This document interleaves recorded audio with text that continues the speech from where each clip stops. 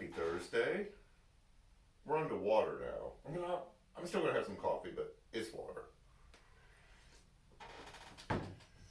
The question. You always expect the question. I know this chair's noisy. I don't realize it until I edit the video, so I'm gonna try to be still. The question is, what do you do when the nice little structure and system of understanding who God is and how He works and what our lives are supposed to look like either gets frayed on the edges a little bit or something big happens in your life.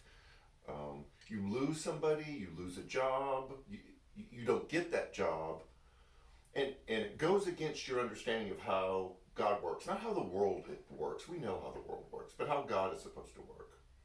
And we're all at different places, so I want to give a huge space to whether you're the person, and there's no judgment for each one of those. You're the person that believes that God is ordaining everything and moving everything, and whatever happens is planned and ordained by God, or you're the person on the other end who believes that we have a lot of free will and a lot of the stuff that happens God allows to happen, and whether He can step in or not is another whole question. But the real question is, what do you do with your set of beliefs, with how you understand how things are supposed to work? I have a friend, someone from my former church, who is going through that right now, and we've had this ongoing conversation on and off for probably close to a year, but it's gotten really intense the past couple of weeks because they're trying to process, like, I used to think this and I used to believe this and I was certain about it. I believe this was absolutely the way things are, and I'm not so sure anymore, and I don't know what to do with that because it feels scary. And what happens is we equate our belief about something as what it's actually like. And in everything else in life, we allow our understanding of the world and relationships and all that thing to grow as our experiences change and as we grow. You know, when we were younger, our parents could do no wrong. And then we go through that teenage phase and we just don't think our parents can do anything right. And then we become parents and go, oh, so my parents just didn't have an idea of what they were doing because I have no idea what I'm doing. And we give ourselves that kind of space and freedom to do that in how we relate to the world, but we don't necessarily do it in our understanding of who God is and our relationship with God. So as I'm talking to this person and what I want to say to you, and we'll wrestle with this a little bit Sunday, and understanding what God is all about is you need to have a place where you can ask those kind of questions. Like, what is this? Where is God in all this? Is God who I thought He was when I was 6, or when I was 12, or even when I was 20 or 30?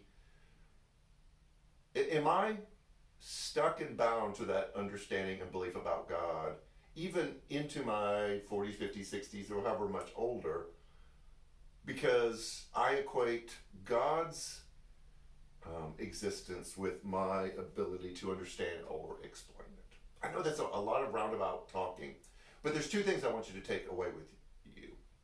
One is, I want you to know that those kind of questions are okay, that we don't have a God who is weak or soft or easily offended.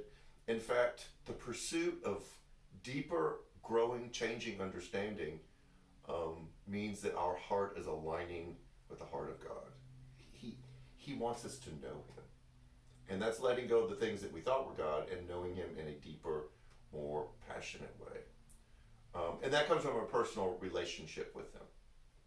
So the first one is, know that that's an okay thing to do. The second one is allow yourself to realign what's important to God and then adapt those into your life. That if I just gave Janet a book with information about me and said, we really aren't going to spend time together or have a personal relationship, but here's a book about everything about me, and if you just studied this book, you would know me well enough, that would be enough. That sounds blasphemous, because the book would be about me as if the book is about God, but it's not God.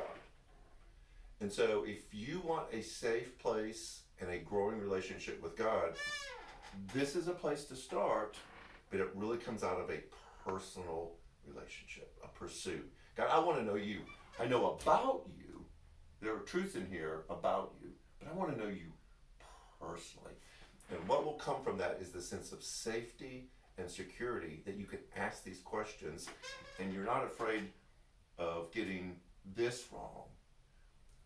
You have the assurance that if I get to know Janet personally, then anything I ask will be accepted in the context of that relationship. Do not fear. Do not be afraid. We have a God who cares for us and wants what's best for us. And trust in that.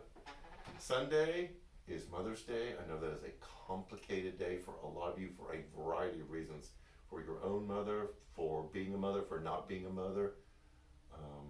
And we are very sensitive to that. So know that Sunday will be a celebration for all people.